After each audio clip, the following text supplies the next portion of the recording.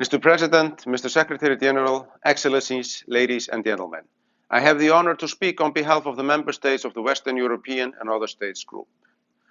The United Nations Charter, forged from the ashes of the Second World War, has served us well as the legal foundation of our organization, enshrining the fundamental principles and values that drive multilateral cooperation and the rules-based international order.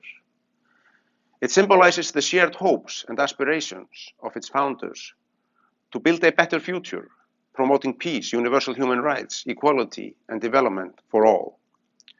The 75th anniversary of this great organization provides an opportunity to reflect on our past achievements. We have an overall positive story to tell. The United Nations has been a catalyst for human development and progress, multilateral cooperation, and international law, shaping the world as we know it and symbolizing the largest ever peace project. These achievements have been the work of the entire UN membership, the committed UN staff, not least UN peacekeepers, civil society, and the private sector. But there are still too many unfulfilled promises and disappointments mirrored in ongoing conflicts, refugee and humanitarian crises, climate change, as well as persistent poverty, inequalities, including gender disparities and social injustice.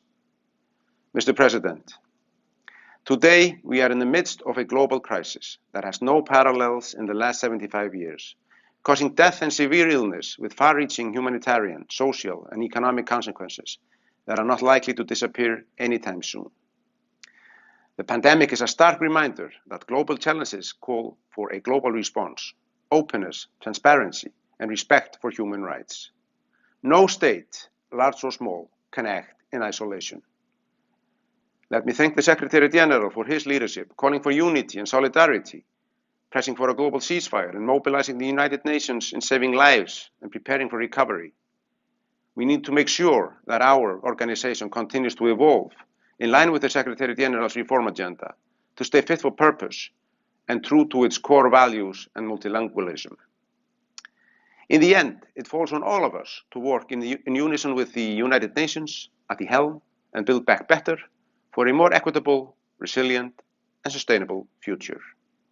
Agenda 2030 provides a robust blueprint for building a better future for all, addressing the needs and rights of human beings to realize their full potential in dignity and equality, safeguarding peace and prosperity, protecting our planet, and taking actions against climate change. This decade needs to be a true decade of action, accelerating the implementation of the SDGs, ensuring that future generations will be able to prosper, leaving no one behind.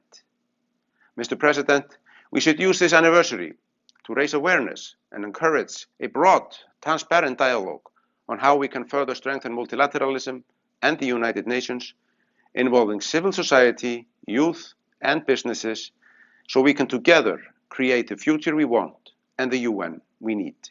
I thank you.